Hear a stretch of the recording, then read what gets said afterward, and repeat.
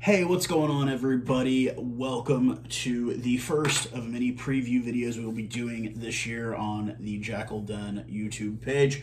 Any of my followers from the other page can remember me doing these for every game, but now that I've become the Jackal Den president, this will become an exclusive thing just for the Jackal Den YouTube.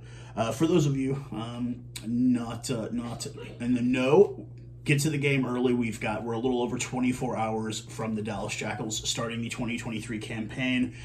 And we get to have a tailgate, so come on out early. Plenty of tickets still available for the game tomorrow night as of the recording of this broadcast.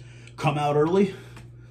You'll find me manning the grill, grilling my boerewors to perfection. If you've never had boerewors, come on by. I have plenty for everyone. Come and get you a bite of some good South African cookout food over the braai, as we would say in South Africa.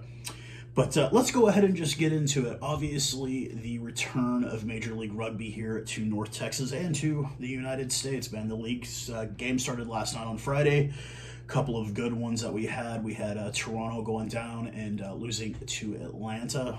There in the snake pit, as they are calling it. And then the other game, I believe, was it Rugby New York getting a win? I'll have to go back and check that later on. But already ready. Couple of games today. We are the last game on tap for the weekend for Major League Rugby. And boy, what an exciting one that we do have coming. Let's go ahead and talk about, first off, we'll go ahead and mention the weather for the game. It's looking like for my U.S. friends, it's going to be 65 and cloudy at 7 o'clock kickoff. For my overseas friends, it's going to be 18 and cloudy. We played these guys last year twice. Home opener, obviously, so it's the second year in a row we get the home opener. Last year it was in round 3 when we finally got to come back to the Choctaw Stadium. And what a barn burner that was, man. Came down to extra time with Houston getting arguably the try of the year there past the 80th minute to come away with the victory 38-33. Very memorable game. I guess one of my most memorable moments was the yellow card on Captain Mo Abdulmanom. God, I miss you, bro. You were deadly in the breakdown. And then later on in the season, when it was kind of a wash for us, it seemed, April 9th, we head down to Aviva Stadium. I was on that road trip, obviously. We go down big 31-6. Alejandro Torres, first time I got a chance to really see his boot last year. He's getting the 2 penalty kicks for the only points that the Jackals were able to put on the board that weekend. That muggy evening in the Space City. The Saberbox, as I call them, for any of you guys not familiar with international rugby, we call them the Saberbox because of the amount of South Africans on the team, and then also just the South African influence in the coaching staff. Their head coach, a gentleman by the name of Pote Human, he coached for many years with the Bulls in Pretoria in Super Rugby. Now it's URC. And their director of rugby is a great Springboks legend himself, Eineke Meyer, also coached the Bulls as well, but also coached the Springboks, which, you know, for anybody that's not familiar, international rugby, that's the national team for South Africa, and it's a great source of pride for us Springbok fans, and having him come into the league was a big one last year. Obviously, a pretty large South African contingent with a new player that should be of note for the Jackals fans. We'll go ahead and go through the lineup, the starting 15, and the replacement players for those Sabercats of Houston. So front row consists of Rob Cobb, Axel Zapata, who is a Argentinian-born player. Rob Cobb, a former Waikato boy there in New Zealand. If you ever Waikato's Hamilton area. He was also on the Chiefs wider squad. Never got any playing time in Super Rugby there in New Zealand. It's a tough side. That's actually my New Zealand side I'm a fan of, is the Chiefs. And they are finished out with Southland player, another Kiwi, guy from New Zealand, Morgan Mitchell. The lock duo is CeCe Mahoney, who is a USA Eagle, and Wynon Grassman, who is a South African-born player. The flankers are Danny Barrett, a USA Eagle, Honko Hamnesais, who is born in South Africa, came to Nebraska as a teenager, and represents the USA. Arguably the best flanker in all of USA Rugby. They call him the Terminator for a reason. Absolutely a great player. And if you ever get a chance to meet him, listen to his accent, because half the time he'll sound like he's from Nebraska, and half the time he just sounds like a South African kid. And they will be, and that's who's going to be their number 8 is Honko Hermesai. So it's Danny Barrett, the USA Eagle, and Ryan Grassman are the flankers.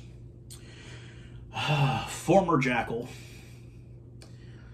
Carla Denason getting the start at scrum half. It's going to be a bit odd seeing him out on the pitch. But, he was a great guy, loves this game, has been in the country for several years now, does qualify to play for USA by residency now at this point. But it's gonna be nice seeing Carlo, regardless of what jersey he's wearing. He's still, to me, always a Jackal. Once you're a Jackal, you're always a Jackal, unless you do something to ruin that. And Davy Kutsia, another South African-born player, will be their fly half. The wingers for the Houston Sabercats are public enemy number 1 in my book, Harry Labuschagne, or Jerry Labuschagne if you're American. If anybody's not familiar, just look up the dude's name. What's the old saying? Don't hate me because I'm beautiful. Yeah, man, he is definitely a beautiful man. He's 6'5", and he's a South African model. He did some reality TV work, and he can kick really, really well. He will be at the left wing in the number 11 jersey, and the right wing, no schlub himself, Christian Dyer, USA Eagle. So not too bad on the wings there. We get Laurits van der Skiff, the former Blue Bull, and Dominic Akina will be the centers. And rounding it all out will be a Kiwi, another kid from New Zealand, Drew Wild. Now we go to the bench. It is a 6-2 split off the bench, which is pretty common in South Africa. We get Andrew Tuala, who was originally supposed to be a Jackal. He is a former Waratah Australian Samoan-born player. He will be one of the front row replacements. Alec McDonald and Pono Davis. Emmanuel Albert, who is a lock replacement, and Kenny Nasu Kiki, I believe he's Fijian, are the forward replacements. And then one more. Marno Redelhenscheis. It's a South African name. I might have butchered it, but Redelhenscheis. I'm sorry, Swanee, if you watch this. I should have listened to it before I did the video. But another South African-born player, a former Stormer. Stormers play out of Cape Town in the Western Cape in South Africa. USA Eagle Nick Boyer, Rob Povey, who is a Canadian international. That would round out the run-ons or the replacement players for the visiting Sabercats. Now we go over to, we're not 100% sure on the starting lineup. This was all off the MLR app. The Dallas Jackals have yet to release it, but we're going to go ahead and just go off of what the MLR app is telling us today and run through this lineup, talk about some of the new guys, and talk about a rivalry reborn. Front row consists of 2 guys, an actual Canadian-born Canadian who's gotten some caps. Liam Murray will be the first prop. The hooker, South African-born Canadian, he came to Canada as a teenager. Dewey Kutsia, I did an interview with both of those guys on my channel last year at Anton's as we were eating some Boerewors and whatnot. And rounding out the front row, the veteran at this point, multiple years in this league, from the Boogie Down Bronx, my first interview, Alex Tucci. Man, the model Alex Tucci. The locks contain a first-round pick and somebody that you heard me and Rick Collins talk about a lot, as obviously he was a difference maker at lock, would be Sam Gola, and to rhyme, Charlie Hola. Gola Hola, the locks. Charlie Hola, the USA-born Tongan, grew up in northern Arizona. Really nice guy. If you ever see him, if you ever get a chance to talk to him, one of the nicest guys. The flankers will be made up of Argentinian Geronimo Gomez Vara and Carson Shoemaker, a USA-born player.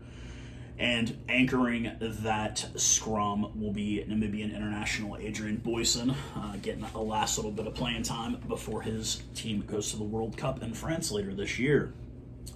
The 9-10 combo will consist of Nazareno Valentini, Argentinian-born, and Alejandro Torres, who we just brought up in that second game against Argentina in his boot. He did miss his only conversion last week. He shanked, or 2 weeks ago he did shank it, but hopefully he's been getting plenty of time kicking in the 2 weeks since the scrimmage game.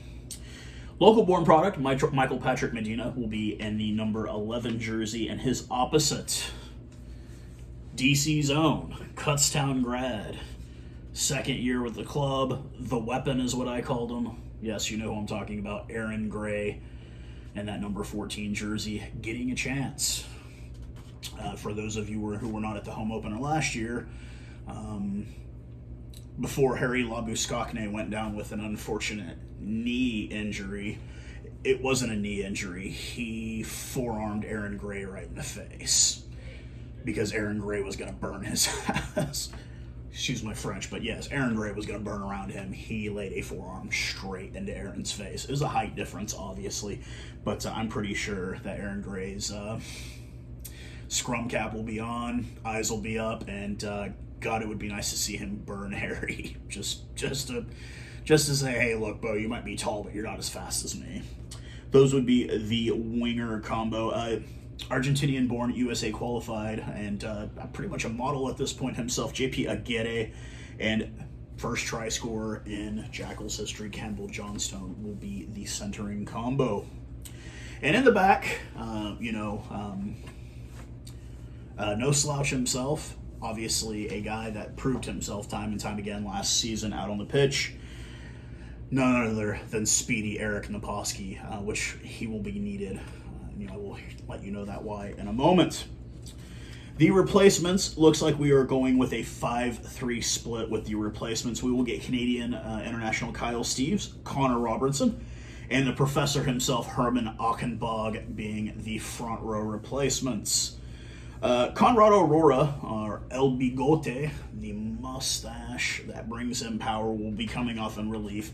Watch out for him when he comes out. That guy is a proper machine. Very big, bulked up a bit in the offseason, and exciting things happen when he has ball in hand because he doesn't see 5 meters in front of him. He sees the try line. That's what he goes for every time.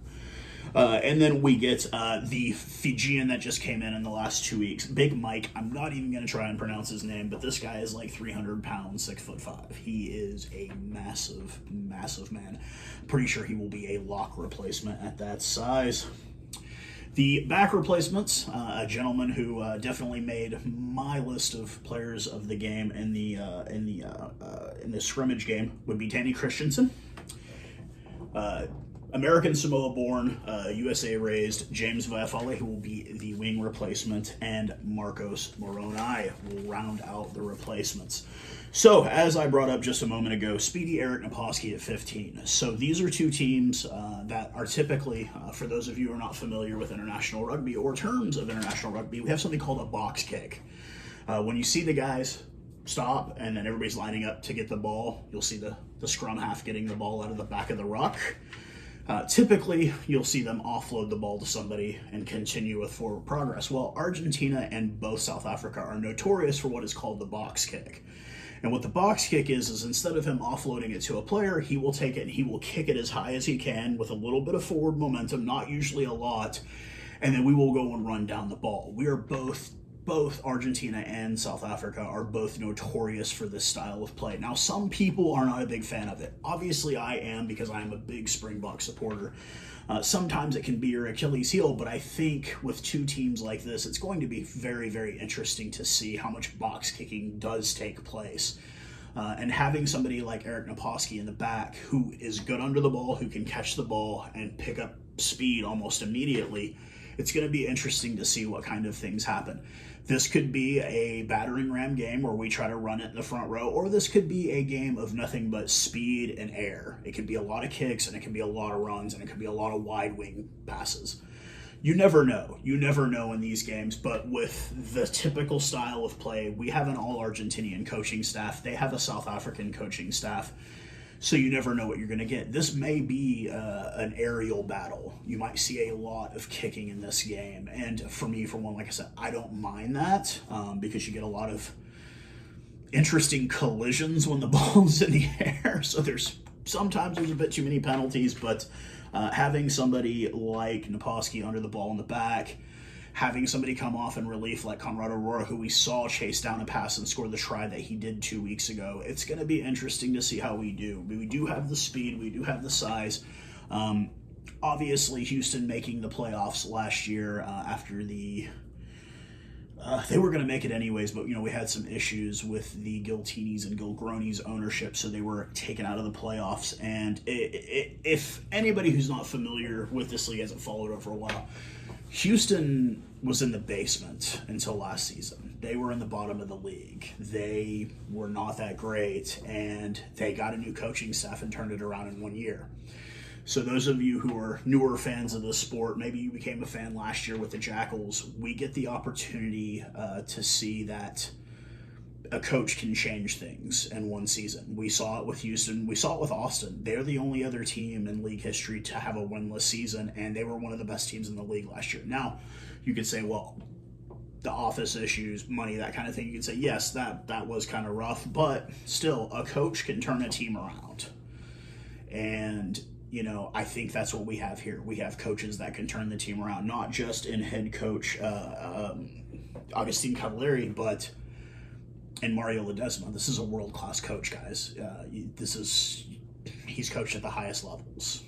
He's played at the highest levels. He had Argentina ranked at 3 at one point when he was playing. So these are guys that are game changers. They can turn your program around. A bit shocked that we didn't have Juan Publicis or Pedro Imhoff playing. A bit shocked with Adrian Carlson. Maybe we'll find out. Maybe there were some injury issues or something, but we'll find out as we get closer to game time. But this is going to be an entertaining game. You could say on paper, it's going to be a wash. Houston is much better. Well, it was supposed to be a wash in the home opener last year too, and we made it a very interesting game. And I think we make it a very interesting game as well. So like I said, plenty of tickets still available. Get out there, come on out, get out early. 5:30, you can come and park. I'm going to be manning the grill. We see if we get some boom boxes going, get some music going, and just have a good time before we go into this game, because these boys need our support. They need us to get loud and proud for them. So I hope to see all of you guys out at Choctaw Stadium Sunday night. But until then, we will do a breakdown video after the game, probably me and Rick Collins, the man with his finger on the pulse of rugby. We will do a breakdown, hopefully within 48 hours of the end of the game. But until then, I hope everybody is safe wherever you're at, and I'll see you guys soon. Cheers.